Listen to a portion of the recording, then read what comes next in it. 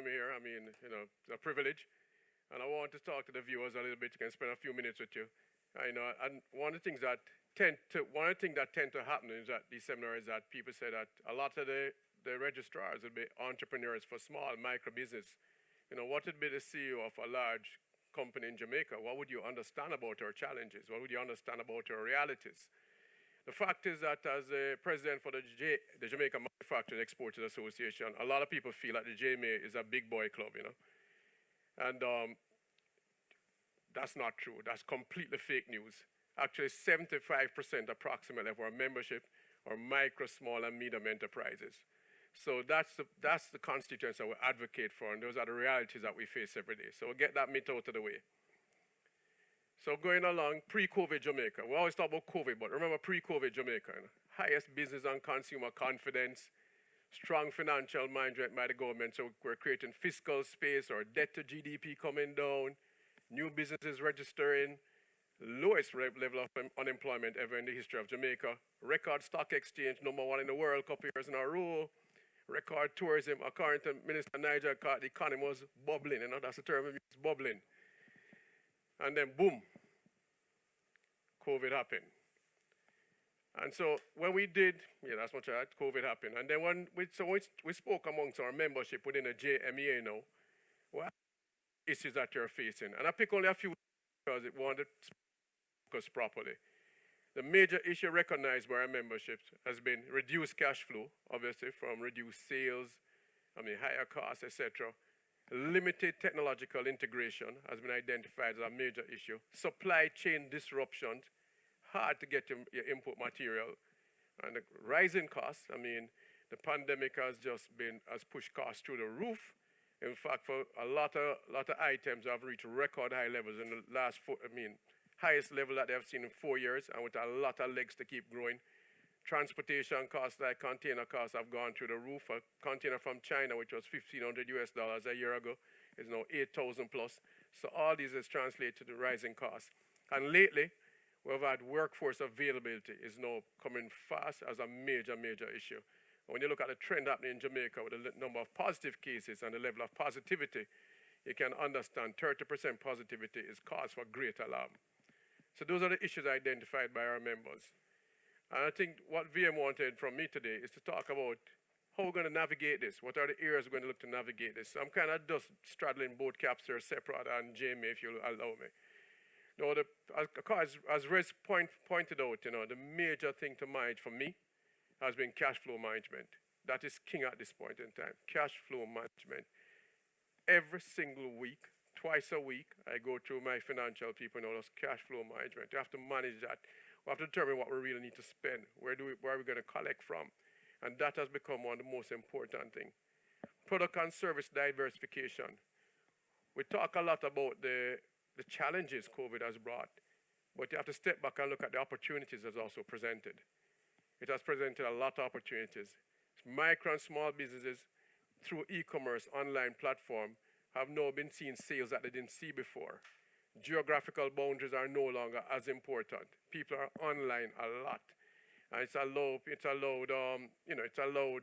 that type of interface and opportunity.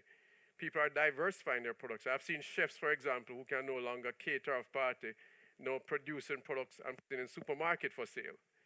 I've seen companies that are in the chemical industry pivoted and started producing sanitizing gel.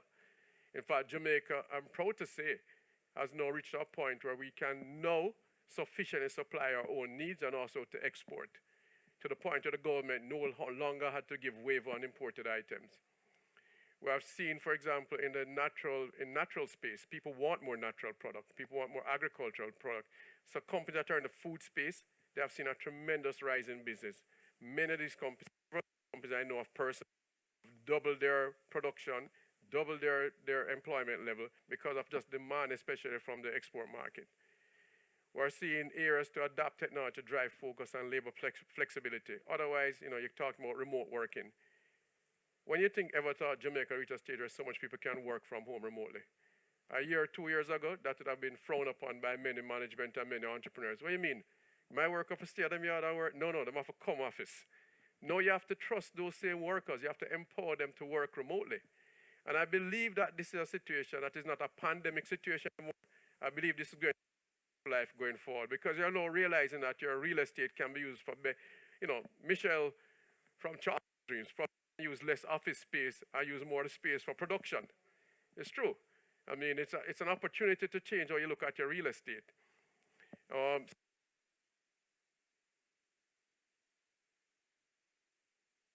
VM business, whether it's your raw material supplier, you need to see them as partners and they need to see you as partners because we're going to get through this. And you're going to remember the people that stood with you in your most challenging time. So I'm strongly recommending that you have that conversation. I've spoken to a number of micro businesses. I've said to them, don't be afraid to have that conversation. Pick up the phone.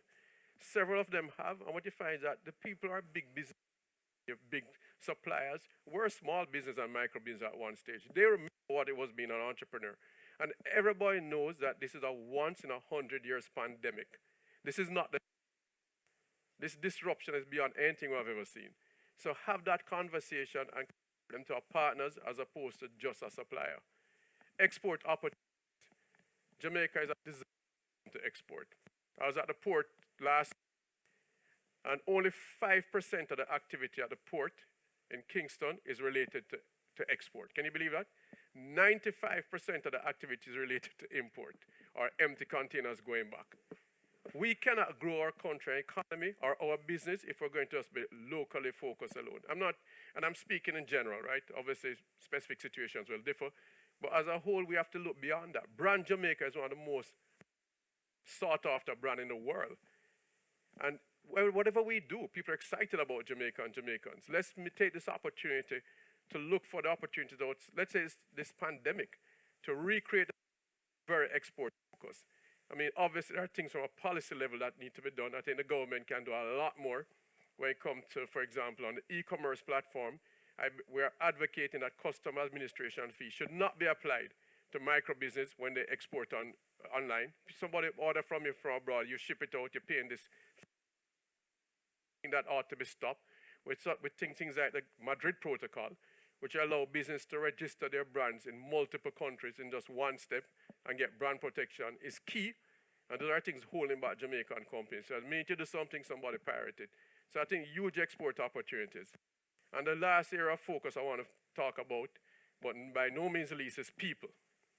In this pandemic, in this challenge, you need to have the right people.